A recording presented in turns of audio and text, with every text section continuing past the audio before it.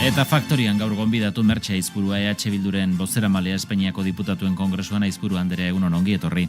Egunon, eskerrik asko. Gero eta hots gehiagok gertu kokatzen dute Sánchezen legealdiaren amaiera. Berak 2027 arte iraungo duela kosta la kosta esanagatik, kongresuko ahuldadeak, ustelkeria akusazioek edo zein honetan hauteskundeen botoia zapaltzera bultzatuko dutela uste dute askok. Zein prebisiorekin ari zarete zuek lanean? Bueno, egia da, eozer gauza gertatu daitekela, eta nik uste daukagun prebisioa hori dela, ez? Eozein momentutan gertatu daitekela, Sánchezek nahi dunean gertatu daitekela batez ere, eta nik ez dakitain inminentea izango den, ez? Egia da, ustelkeriaren kasuak PPek erabili ditula, baina nik uste ja ez dakite toalleia bota duen edo, baino ez zaiola ondo atera, ez? Orain dela bilabete Aider Sánchez ikusten genuen aulago bezala, gaur egun ikusten dudanagatik aurrera jarraitzeko asmoa du, sendoa dago, eta gobernutik esaten dutena, gobernu espainoletik etortzen dian mezuak dira jarraitzeko asmo guztia daukala. Osea que, bueno. Ustelkeria ikerketek aurrera jarraitzen dute epaitegietan. Azken egun hauetan albiste izan da PSOEren logoa zuten sobreak ordainketetarako, eskudiruzko ordainketetarako erabili izan direla. Momenturen batean zuek planteatu duzue honen inguruan segun eta ze informazio irteten den orain arte gobernuari ematen diozuen babesa birplanteatzea?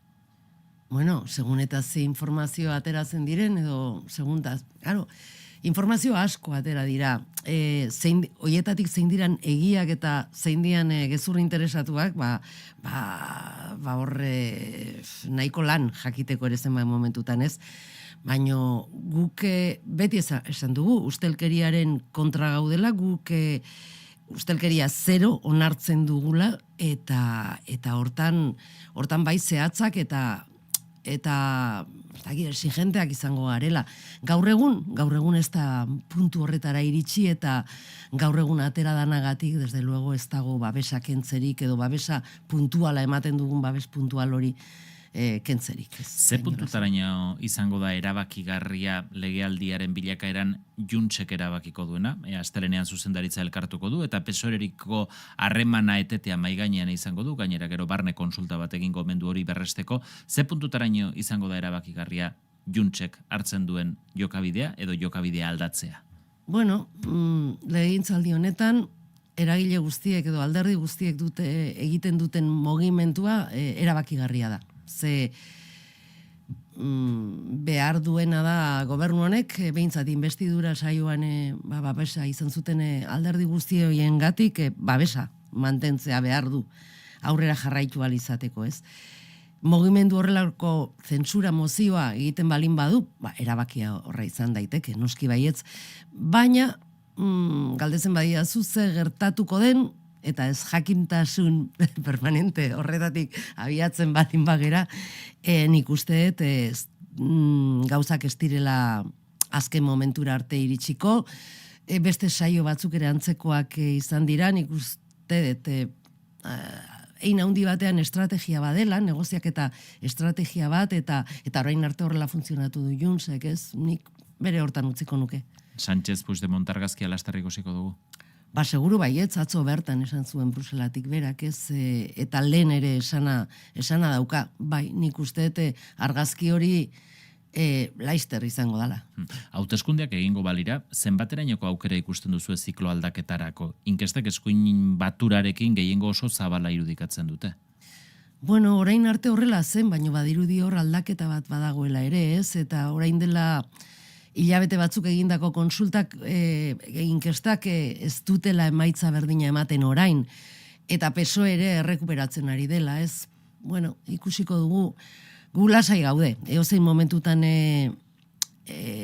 deitzen badira hauteskundetara, gu pres gaude, eta egia esan berdin zaigu gure aldetik eta gure interesen aldetik ze gertatzen denez. Egia da momentu honetan guk nahi duguna dela alik eta beranduen izate hauteskunde horiek, eta garbi esan dugu, arrisku hori hor dago, eta arrisku hori benetan kontutan hartzekoa da. Egia da ere, geratzen dela egoera zail bat eta komplikatu bat, ze momentu batzutan ez da, aurrerapenik espalin badezu edo ez badituzu eskuratzen gauzak zure herrirako, egoera komplikatuago ere izango dela guztiontzat, baina bueno, guk bitartean lanean jarraitzen dugu, aste hontan bertan ere akordio batetara iritsi gara euskarari buruz, enpresek bezeroei arreta emateko momentuetan euskeraz egin dezaten eta eskubide osoa eduki dezagun hori egin alizateko, aurrera pausoak dira,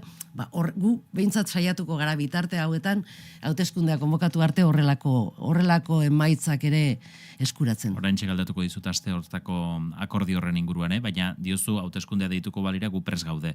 Zer horri berriz ere hautagai izateko prest zaude? Oraindikan hori momentuan esango da eta ez da importantena gainera, ez.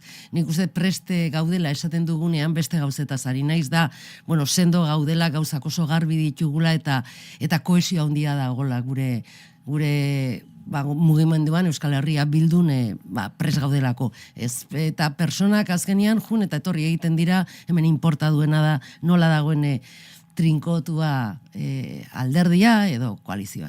Aste honetan, izpidea jarri du diputatuen kongresuan fasismoari gorazarre egiteagatik impunitatea dagoela, esan ez egin zenuen hitzaldi horrek, pasaden urriaren 12an Gasteizen egindako deialdien arira, kontrol saioan aurreratu zenion, datorren azaroaren 20an ere berriro antzeko gertakariak izan daitezkela, diktadorearen heriotzaren urteurrenari lotuta. Espainiako gobernuari zen neurri eskatuko zeniokete honen aurrean? Bueno, eske Espainia osoan ematen ari diren ekintzak dira, eta atzo bertan Sevillan ere bitokiles ibili zen. Bueltaka provokazio horretan, ez? Eta falange honea etorri zanean provokatzera etorri zen. Espainiako gobernuari, eredugarria izan dedila, eta memoria demokratikoaren legea babestu balin bazun eta bultzatu balin bazun benetan, azken muturreraino eraman dedila. Ze bestela gelditzen den sensazio hori, tarte hori, ez inolako ondori hori gabe, kara al sol kantatzea, inolako ondori hori gabe, eskua altxata ibiltzea eta fasistak diren ezaugarri guztioiek publikoki egitea eta inolako lotxari gabe, inolako ondori hori gabe, horrek impunitatea ekartzen du. Eta hori oso larria da. Eta horri aurre egin behar zaio. Eta badago fiskaltza berezi bat, memoria demokratikoak legeak kontutan hartzen zuena eta martxan jarri dena, eta neurriak hartu behar dira toki guztietan, baita hemen ere, Eusko Jaurlaritzan ere, gauza bera eskatzen diogu. Ze ezinezkoa da horrelako ekintzak bere hortan ustea eta lasai ederrean gainera ustea egiten. Hori ezinezkoa da. Fasistak dira eta fasismoa eta diktadura bat goraipatzea beraiek egiten duten bezala, hori ez da adierazpen askatasunean sartzen inolaz ere. Zuek, indar politiko bezala, alderdi bezala, ekimenen bat bultzatzea pentsatu duzu, Esate baterako Gasteizko ekitaldi eta kontzentrazioiek aipatu dituzu. Hoiek aurrez debekatzeko eskari batera egin ziteken, eta etzen horrelakorik egin, edota falangea legez kanporatzea, alderdi politikoen legea, edota memoria demokratikoaren legea eskutan hartuta, egin daiteken zerbait da. Zuek, zeuen kabuz horrelako ekimenen bat egitea pentsatu duzu, eraginkorri izan liteke?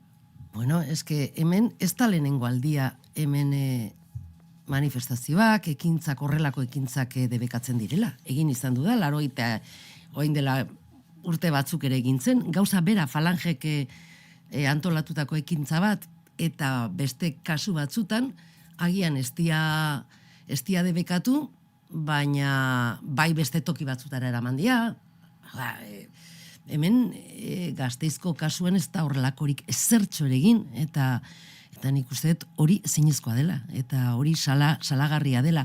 Guk salatu, EH Bildu bezala, nik ikusten ari naizena da atzo bertan erakunde eta eragile memorialistak eskatu dutela hori egitea. Eta Euskal Herriko erakunde memorialista guztiak zeudela uste dut ez. Hori kontutan hartu behar da, eta gero lege aldetik, bai, falange bezalako indar bat, frankista dena, fascista dena, gaur egun legale izatea ez du zentzurik. Eta hori nolabait eskatzen genion, gobernuari eskatu nion Sánchezi, aste hontako interbentzioan. Baina zuek alderdi bezala ez daukazue inolako ekinbiderik hasteko asmorik behintzat. Bueno, beharrezkoa balitz, baina nik uste dut reflexioa beste batzuk egin behar dutela. Hau da, hain evidentea da hori egin beharrekoa dela eta gaur egun fasismoari inolako zirrikiturik etzaiola utzi behar, bueno, nik uste dut hortaraino behartuta egon beharko genuke memorialistek eskatu dute. Nik uste dut beraiei dagokiola indarra hartzea gai honetan eta guk babesa emango diegu beraien eskaerari. Zer esana eman du baita ere falangearen ekitaldi horri erantzuteko moduak. Zuen ikuspentuetetik egokia izan zen erantzuteko modura Gasteizkoa beste era batera artikalatu beharko litzateke? Eske, ez litzateke gertatuko debekua eman bazen aurretik, hau da. Ez bazen falangearen manifestazioa etzan egon behar, eta nik uste dut abia puntua dela, eta hori dela, hortan jarri behar dela fokoa. Geroztik, eske etzan horrelako hori gertatuko, eske hain evidentea da hori. Eusko Jaurlaritzatik, Segurtasun Sailetik salatu dute, eta aste honetan zuzenean EH Bilduri begiratuta, Binken Zupiria sailburuak esan du, kasu hartan helburua etzela hainbeste falangearen kontra egitea, baizik eta ertzaintzaren kontra jotzea. Eta azkenotan hainbat ekitaldi desberdinetan ertzantza jomugan jartzea hori salatu dute. Azkena Euskal Herriko Unibertsitatean, Donostiako kampusean, bi ertzainek eman behar zuten hitzaldiari boikota egin, eta hori bertan bera utzi ondoren. Iruditzen zaizu, badagoela ertzaintzaren kontrako jarrera bat gizartearen parte batetik? Ez, nik esango nuke buelta ematen diotela egoerari eta horrekin fokoa desbideratzea nahi izaten dutela, ez? Horrelako deklarazioak gaudenian nik uste helburu hori dutela, eta EH Bilduren gain jartzea, ez fokoa. Hemen gertatzen dana, eta ertzaintzarekin, eta zintzoa izango naiz, nik uste askotan komentatu dugula eta esan dugula, eta adierazi dugula serioski ere, ertzaintzak eta poliziaren jardunak hemen berpentsatu egin behar dela. Eta beste eredu polizial bat behar dela.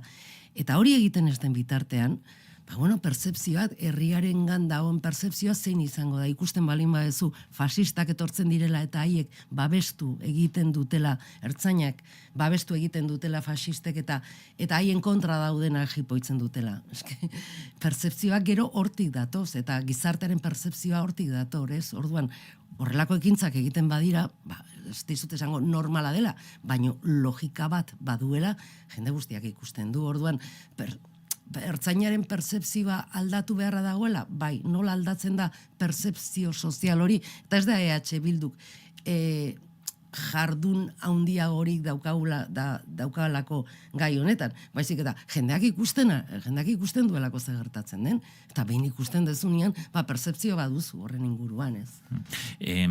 Diputatuen Kongresuan eta Espainiako gobernuarekin landutakoak aipatzera bueltatuta, lehen aipatu duzu, Moncloarekin akordio egin duzuela, Hego Euskal Herriko enpresa handietan arreta euskaraz eman dadin, 250 langiletik gorako enpresak, 50 milioi eurotik gorako fakturazio dutenei, edota interes orokorreko zerbitzuak eskaintzen dituztenei eragingo die, ekimenak aurrera egin dezan babes nahikorik espero duzue Kongresuan. Hori zuzenketa batean sartu duzuelako? Bai, zuzenketa batean, baina ja ponentzian inkorporatuta dago, beraz datorren astean komisiora batzordera jungo da, han onartuko da, bai, bozka guztia ditugula uste dugu, eta gero plenora joango da, datorren hilabetean, eta hor sartuko da indarrean, ja plenora, eta boen argitaratzen denean. Egina duzue kalkulurik, zenbat enpresarengan izango duen honek eragina? Momentu honetan nik ez dauzka datu horiek, baino badira, eta batez ere enpresa handiak dira, klaro. Eta, nik uste jendearentzat ona izango dela, euskararentzat ona izango dela, eta behar ditugula horrelako pauso zehatzak direnak, konkretatu egiten direnak, eta gure eskubideak, hizkuntza eskubideak, nolabait salbaguarda bat edo babestu egiten dituztenak, ez. Euskal Autonomia Erkidegoan aplikatuko da, Nafarroako kasuan zonifikazio kontuan hartuta, aplikazioa desberdina izan daiteke, esate baterako Euskara ofizial ez den Nafarroa hegoaldean implementatu gabe gera daiteke aldaketa hau? Bai, bi hizkuntza ofizialak dauden tokietan aplikagarria da.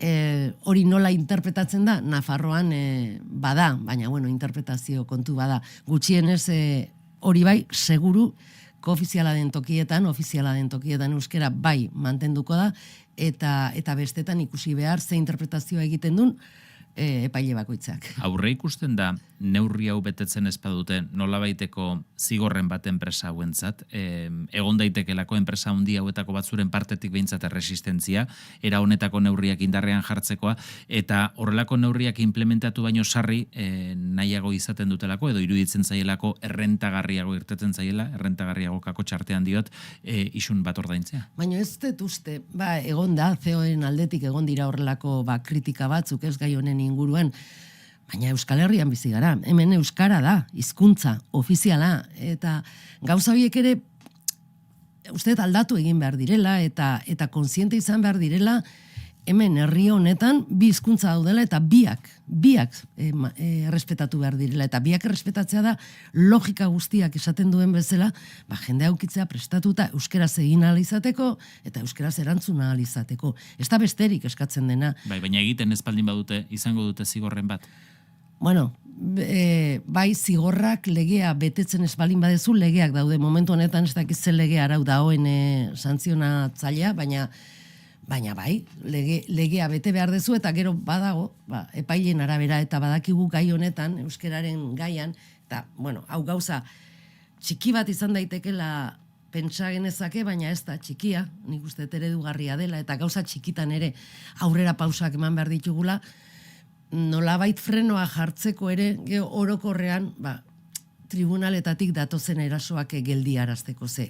Egia da hemen daukagun arazorik larriena momentu honetan, diala sententzia horiek, euskera baztertzen duten sententzia horiek. Euskara lotuta bestalde, Europako erakundeetan ofizializateko aukera hori aste honetan dezente oztu da Espainiako gobernuak esan baitu, ez duela berriz ere eguneko ordenetan gaia sartuko, harik eta gehiengo bat bermatuta duen arte. Gehiengo hori lortzeko nahikoa ahalegin egin duela esango zenuke Sánchezen gobernuak? Zaila da esatea, ez? Baina, bueno, behintzat saiakera egin da, eta nik badakit beste lurraldetako agintariekin saiakerak egin direla, eta lehen ezezkoan zeudenak lortu ditula batzuk behintzat baiezkora pasatzen, hori egia da, eta horrela gertatu da. Nahikoa ez da beti izaten, ez da izbizitzen nik uste nahikoa ez gaia hauetan, baina, bueno, uste lau, hirugarren aldiz sartu da gai ordenean, eta ezezkoa atera da, edo ezinezkoa izan da. Bueno, nik uste jarraituko dutela, eta gure aldetik behintzat saiakera egingo dugu berriro, aukera dagonean berriro sar dezaten. Autogobernuari dagokionez, Gernikako estatutuak asteburu hontan beteko ditu 56 urte, eta estatutu hori betetzeko bidean Jaurlaritzak espero da aurtengo udazkenean urrats esanguratsuak izango direla. Gernikako estatutua erabat betetzea ere baztertu gabe. Zuek espero duzu holakorik? Bueno, guk espero duguna da behingoz, ze bada garaia, estatutua betetzea. Estatutua bete egin behar da, ze gezurra dirudi, ez? Hainbeste urte pasa ondoren 50 urte eta erreguka jarraitu behar izatea, ez? Eta zenbat gaietan oraindik oso zailtasun handiak jartzea, ez, gobernutik. Hoi horrela da, eta Madridek ez du ezer usten bere hortan. Zergatik, besteak beste, kompetentzi gutxikin geratzen dalako zenbait gaietan, baina hor jatorrizko erruba dago, eta da bere garaian egin zanian, eta dana kontentatzeko egina izan zen el café para todos deitzen zana, eta horren ondorioak gaur bizitzen ditugu, ez? Baina, bueno, nik uste jarraitu behar dela eskatzen, eta espero dezagun baietz, bueno, eginalak egiten dira, guk ere eskatzen dugu hori aurrera eramatea, eta espero dezagun geratzen diren kompetentzia horiek, oraindik asko dira, ez pentsa, eta Nafarroan ere, Nafarrokoak ere kontutan eduki behar dira, pixkanaka, betetzen joatea, oraindik gero hortik aurrera ere, soberanitasune handiago auki dezagun, ez. Autogobernua berritzeari dagokionez, momentu hontan apostu bat egin beharko bazenu legealdi honetan, Sánchezen legealdi honetan, Euskal Autonomia Erkidegoko autogobernua eguneratuko den ala ez, ze apostu egingo zenuke? Bai ezkoa ala ez ezkoa? Estatus berriari buruz Bai. aizea. Nik baietz esango nuke baikorra naizelako eta ez daulako inolako arrazoirik ezezko bat egoteko. Horregatik. Ze gertatuko den? Ez dakit beste saiakera batzuk egin dira eta azken momentuan beti, nolako frustrazio bat edo horrela egon da. Nik espero dut baietz, ze, gauzak aurrera doaz, eta behintzat izketaldia jarraitzen du. Nik espero dut baietz. Espero duzu baietz. Diozu ez dagoela motiborik ezezkorako. Kontua da, ikusten dela alderdi sozialistak hainbat muga jartzen dituela, eta esate baterako nazio aitortzeari mugarik jartzen ez dioen arren, alegia, eneko handu ezadioen arren, nazio aitortza bai, ero nazio aitortzak bere baitan zer dakarren, eta subiranotasun mailan ze esparrutara eramateko atea zabaltzeko prest dagoen, hor badaude desadostasunak. Nazio aitortza egin dezagun, nazio aitortza eman dedin, eta gerokoak, hau da, gero bide bat ireki behar da, noski baietz, eta hori bai luzea izango dala. Baina nazio aitortza da, lehendabiziko puntua, oinarrizkoa da. Eta oinarri horretatik, gero, gauzak bai, mantxo jungo direla, agian, baina bere bidea egin beharko dute. Baina nazio aitortza, nik usteet, gero egongo diren zailtasunak ezin diala eskusa izan, hau ez egiteko. Nola nahi ere, espero izatekoa da, era honetako reforma bat diputatuen kongresura iristen denean eskuinak ezezko emango diola, egon daiteke erresistentziaren bat, zuek kide dituzuen beste nazionalitate batzuetako Kataluniako edo eta benegako alderdien partetik Euskadiri aitortzen zaiolako estatus berri horretan eurei aitortzen etzaien zerbait? Ez, nazio aitortza guretzako bada, bestentzakore izango da, nik uste. Hemen arazo berdina dugu. Beraiek, katalanek, jatorrian, gallegoek eta guk, eta nazio aitortza hori, nik uste guztientzat izango dala. Hiru komunitate horientzat, nazioak direnak eta nazioa izatea eskatzen dutenak, ez? Eta, ez dakit nola izango den, baina lortzen danian nik uste, hau gainera hasieratik esan genuen gure ustez denen artean eraman beharreko gai bat zela, baina bakoitzak bere lurraldean lantzen balin badu, gerora nik uste batuketa hori egin daitekela eta ez da inolako arazori gertatuko. Utzi dezu azken galdera bat egiten aurrekontuen inguruan, Pedro Sánchezek ez ditu aurkeztu aurtengo urtea amaitu aurretik onartzeko garaiz aurrekontuak, badirudi urtea amaitu aurretik aurkeztuko dituela, konpromiso hori behintzat hartu dugu, eta ikusi beharko da gero horiek onartzen diren ala ez. Zuekin negoziaziorik izan da aurrekontuak osatzerako, proiektua osatzerakoan? Zuen lehentasunak zeintzu dien jakinarazi dizuete? Bai, lehendabiziko bilera batzuk izan diaia, eta egia da guk lehengo urtetik, 2 urte segidan jorratu ditugu aurrekontuak eta ez diatera. Beraz, badaukagu jatorrizko planteamentua mantentzen dugu, gauz asko ditugu hitz egin da, eta bidea erresa daukagu alde horretatik. Mertxe Aizpurua, EH Bilduren diputatuen kongresuko bozeramalea, eskerrik asko, gurera etortzeagatik. Eskerrik asko zuei. Goizeko 9 jo berri.